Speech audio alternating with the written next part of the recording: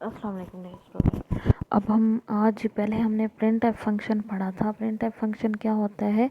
को वैल्यू के output show कराने के लिए जो फंक्शन हम यूज़ करते हैं उसको क्या कहते हैं? Print F function. ठीक है, जैसे और उसमें क्या यूज़ होते हैं? फॉर्मेट स्पेसिफायर यूज़ होते हैं, जैसे कैरेक्टर की वैल्यू के लिए %C, स्ट्रिंग की वैल्यू के लिए %S, और इसी तरह ये सारे यूज़ होते हैं। ठीक है, परसेंटेज का सिंबल यूज़ होता है और उसमें आप स्ट्रिंग भी प्रिंट करा सकते हो, और ये सारा रिज़ल्ट शो कराने के लिए प्रिंट एफ का फंक्शन यूज़ होता है। अब हम स्कैन एफ का फंक्शन देखते हैं। स्कैन एफ का फंक्शन क्या करता है? सी प्रोग्रामिंग में स्कैन एफ का फंक्शन क्या करता है? Read character string numeric data from keyboard. जब आउटपुट स्क्रीन आती है, वैल्यू बजाय वेरिएबल के हम प्रोग्रामिंग के अंदर उसको असाइन करें, वो क्या करता है? जो आउटपुट स्क्रीन आती है वहीं पे यूज़र को हम जो यूज़र जो एंटर कराएगा उसको रीड करेगा, रीड करके उसके स्ट्रिंग को रीड करेगा या न्यूमेरिक डाटा को रीड करेगा, रीड करके कीबोर्ड से वो उसको वेरिएबल में असाइन कर देगा।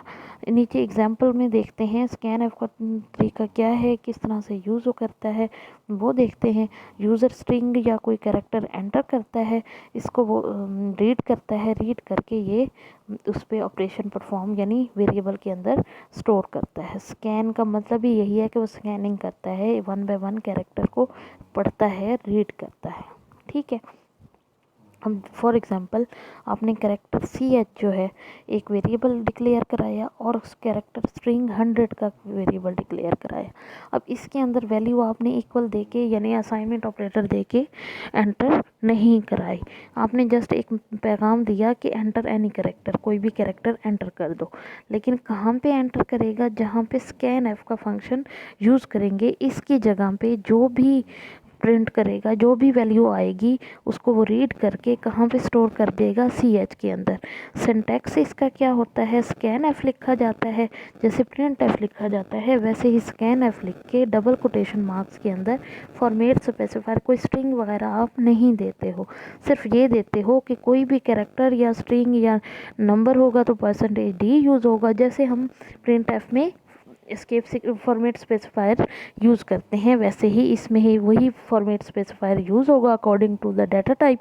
%C है तो C यानी कैरेक्टर, यहाँ पे जो भी C का कैरेक्टर टाइप होगा उसको किस में स्टोर कर देगा? इसमें M% का साइन यानी एंड ऑपरेटर जो है उसका इस्तेमाल होता है। इसका मतलब है कि कैरेक्टर का एक एड्रेस है, ये इसको एड्रेस ऑपरेटर बोलते हैं। ठीक है, कैरेक्टर का जो एड्रेस है मेमोरी के अंदर %C से वैल्यू उठाए यानी उल्टा जाता है। %C से वैल्यू उठाए कहाँ पे जाए? कैरेक्टर, एक कैरेक्टर होगा, इसका एड्रेस होगा, वहाँ पे जाके ये वैल्यू उठा के वहाँ पे स्टोर कर देगा। ठीक है, यानी प्रिंट एफ क्या करता था? प्रिंट एफ ऊपर भी हमारे पास दिया हुआ है। प्रिंट एफ क्या ये करता था? ये सारा आउटपुट स्क्रीन पे शो करा देता था जो डबल कोटेशन मार्क्स में है। ठीक है, जैसे कैरेक्टर इज़ और %C की जगह वो कैरेक्टर की वैल्यू उठाता था और %C की जगह प्लेस करता था। इसमें क्या करता है? %C की वैल्यू उठाएगा और रीड करेगा, रीड करके कहाँ पे स्टोर कर देगा? %M% कैरेक्टर में, यानी एक मेमोरी होगी CH के नाम की, उसका एड्रेस भी साथ में एड्रेस ऑपरेटर के ज़रिए यानी एंड ऑपरेटर के ज़रिए दिया हुआ होगा। यहाँ से वैल्यू स्क्रीन से उठाएगा, जो कीबोर्ड से वैल्यू एंटर की गई होगी उठाएगा, उठा के कहाँ पे शो कर देगा? CH में डाल देगा। ठीक है, अब अगर आप %C करके प्रिंट करने की कोशिश करोगे स्कैन एफ से पहले, तो वो उसको कोई भी वैल्यू प्रिंट नहीं कराएगा क्योंकि उसमें वैल्यू कोई है ही नहीं, एम्प्टी है वो तो उसके लिए क्या करें? अब अगर प्रिंट करने की कोशिश करोगे, क्योंकि वैल्यू जो वो एंटर करवा भी चुका है, अगर खाली स्पेस भी देते हो ना तो स्पेस को वो एज अ कैरेक्टर लेके प्रिंट कर देगा। ठीक है, उसके बाद अगर स्ट्रिंग प्रिंट करनी है तो 100 कैरेक्टर की कोई स्ट्रिंग दे देगा। %S में ऐसे ही करेगा, कोई वो स्ट्रिंग उठाएगा उसको स्ट्रिंग की जगह प्रिंट कर देगा। इसको कंपाइल और रन कर लेते हैं हम कि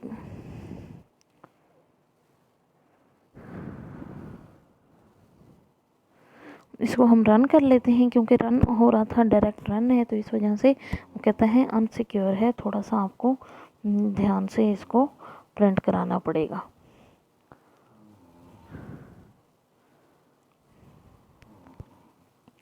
बहरहाल इसकी आउटपुट जो है वो ये आएगी। नीचे इसको डिफाइन किया हुआ है, format specifier percentage D is used in scan f statement so that the value entered is received as an integer. Percentage S होगी तो स्ट्रिंग आएगा, परसेंटेज सी एच होगी तो परसेंटेज सी होगी तो कैरेक्टर आएगा, परसेंटेज डी होगी तो क्या आएगा, परसेंटेज डी होगी तो डेसिमल आएगा, परसेंटेज एफ होगी तो फ्लोट की पॉइंट उठाएगा और शो कर देगा। ठीक है, ये जस्ट एक पॉइंटर की तरह है कि वो इस फलां जगह पे ये वाली वैल्यू कहाँ पे, वैल्यू जो कीबोर्ड से एंटर की गई है, कीबोर्ड से जो की हम प्रेस करेंगे वहाँ की वैल्यू उठाएगा, किस में स्टोर कर देगा, जो वेरिएबल की तरफ जिसकी तरफ इशारा करेंगे, जिसके साथ एंड ऑपरेटर या एड्रेस ऑपरेटर इस्तेमाल होगा वहाँ पे स्टोर कर देगा।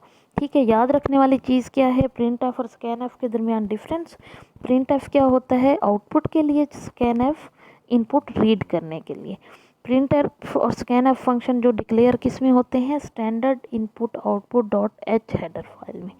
ठीक है, all syntax in C language including print f and scan f function are case sensitive. ये क्या है, केस सेंसिटिव है।